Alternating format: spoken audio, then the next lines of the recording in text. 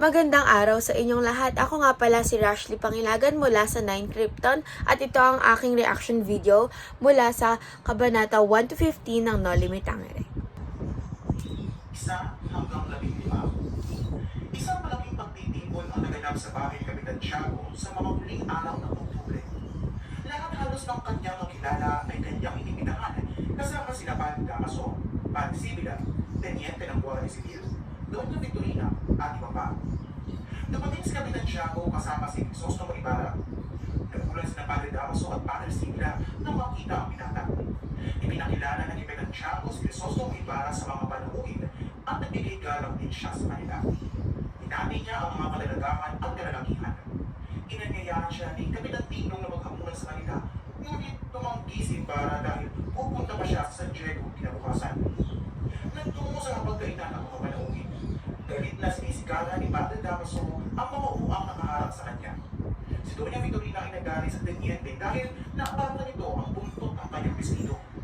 Lalo nagalit si Padre Damaso nang mapunta sa kanya ang liig at magpunot na pakpak ng manok. Lamang umama ang mga bisita nang malaman nila na nalibot ni Ibarra ang buong Europa at nakapagsalita ng iba't ibang wika. Nayamot naman si Padre Damaso at kinutya si Ibarra. Sa halip na magalit, maayos pa rin ang tugunin para sa pari at mag-aalala nagpaalam sa mga naroon. Pagkaalis ni Ibarra sa bahay ni Kapitan Tiago, nilapitan siya ni Teniente Guevara. Nalaman ni Ibarra mula kay Teniente Guevara ang tungkol sa pagkamatay ng kanyang ama. Ayon sa Teniente, hinuli at itinulong ang kanyang ama dahil sa pagkamatay ng Artillierong Castilla nang tumama ang ulo nito sa bato dahil sa pagkatangkol ng kanyang ama sa batang lalaking pinupo niya ng baston sa ulo. Huli na ang lahat ng mapatunayang walang kasalanan ang kanyang ama. Dumating si Ibarra sa kanyang tinulugan sa Fonda de Lala na gulong isip. Hindi mawala sa kanyang isipan ang nangyari sa kanyang ama. Hindi niya nakita ang kasiyahan ng mga kababaihan sa kabilang ibahay ng ilog na kung gamitan ng gagawista, kitang-kita niya ang kahanga-hangang kasiyahan ng pinakatampok ay si Maria Clara.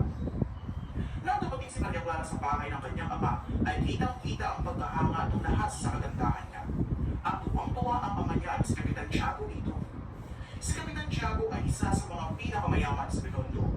Siya ay anak ng isang may tubuhan sa Malabon at dahil ang ama niya ay napakaramot, ay hindi siya nito pinag-aral. Naging natulong siya ng isang paring Dominico at nakapag-asawa kay Pia Alba. 6 na taon na hindi sila nag-anak at nagpanata si Doña Pia Sobando sa parokya ni Padre Damaso.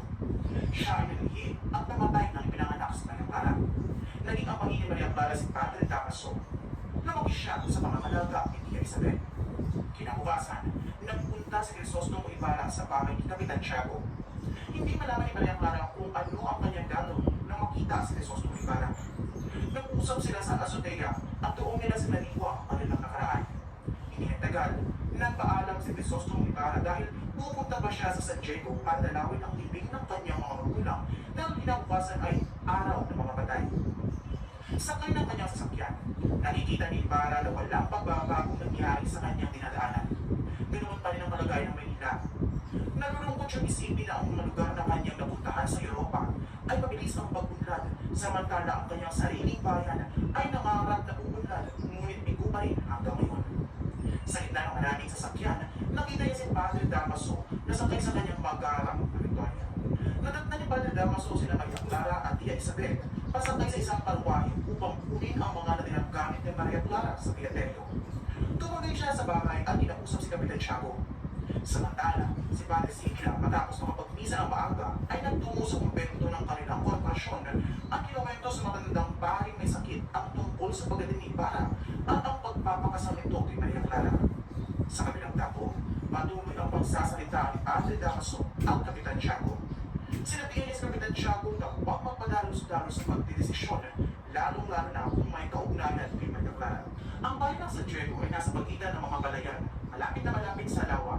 Masagana ang ani sa iba't ibang uri ng pananim na ibinibenta sa labas ng bansa.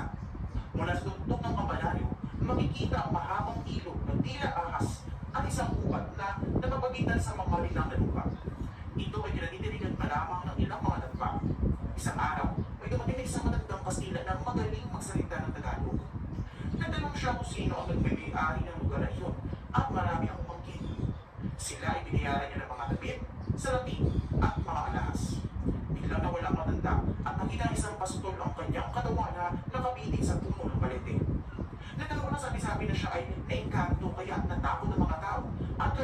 Dumadalaw sa ilog at sinunog ang kanyang mga iligay.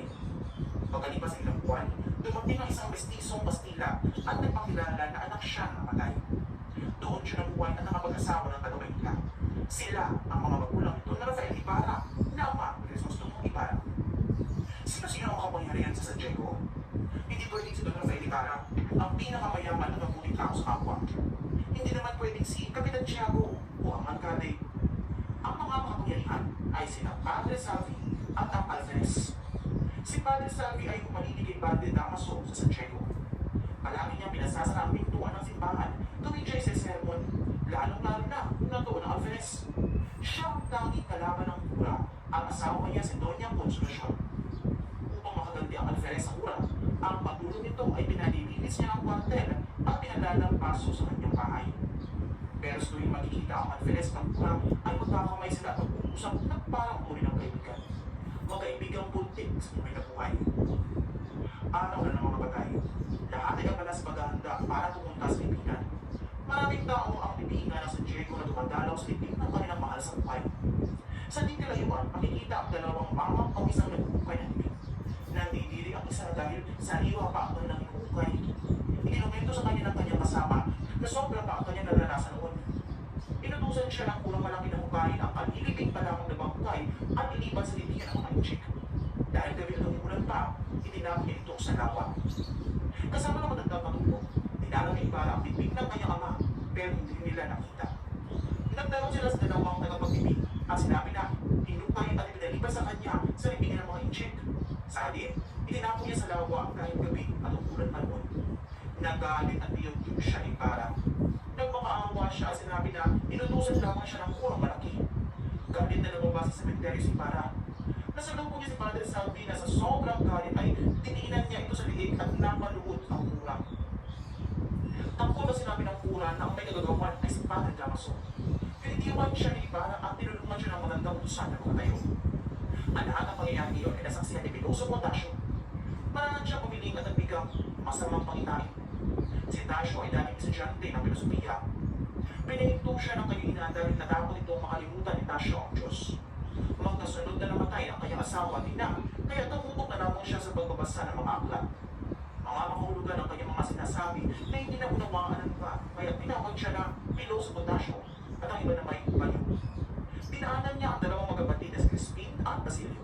Sinabihan niya na hinihintay sila ng kanilang ina at pinaghanda sa araw ng mga batay. Nasa ikalawang palapag ng kabanaryo ang dalawang magkapatid na si Crispan. Hindi pinayagan lang sa Crispan Mayor si Crispin na makauwi dahil pinagbintangan niya ng kumuha ng kwarta. Ginaladkan niya ang mga bata pababa ng hagdan at napakinggan ang iyak ng bata na humingi ng tulong sa huli. Papa si Basilio at sa malapit na alat diliman ay narinig ang dalawang putok ng baril. Isa sa mga mahalagang aral na natutunan ko ngayon at napansin ko ngayon sa Kabanata 1-15 ng Noli Me Tangere ay 1. Pagtutulig sa pang-aabuso ng kolonyalismo. So, ipinakita ni Rizal kung paano ginagamit ng mga prayle at opisyal ng pamahalaan ang kanilang kapangyarihan para sa pansariling interes lamang. Pangalawa, kahalagahan ng edukasyon. Si Ibarra ay isang halimbawa ng isang Pilipinong may pinag-aralan na may layuning baguhin ang lipunan sa pamamagitan ng edukasyon. Pangalawa, ang pagmamahal sa bayan. Ang kwento ng nagpapakita ng mga dahilan kung bakit dapat ipaglaban ang kalayaan mula sa pang-aabusong dayuhan. Pang-apat naman, diskriminasyon sa lipunan. Ipinapakita sa video na hindi pantay ang pagtrato ng mga Pilipino at ang mga pang-aapi sa mga may hirap. At huli pang 5, ang kapangyarihan ng relihiyon. Ipinapakita ng akda kung paano ginagamit ang ilang prelye ang relihiyon upang kontrolin ang mga tao. At ayun lamang po, maraming salamat.